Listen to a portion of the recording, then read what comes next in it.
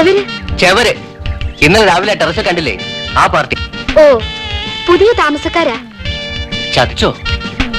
ഇനി അവർ വിവരമെല്ലാം എന്റെ അച്ഛനോടും അമ്മയോട് പറയുമോ? അപ്പൊ എന്റെ അച്ഛനും അമ്മയും അറിഞ്ഞ പ്രശ്നമില്ലല്ലേ? രതി, നീ ഒരു കാര്യം ചെയ്യും, നീ അവരുമായിട്ട് കമ്പനി അടിക്കാൻ നോക്ക്. ഓക്കെ?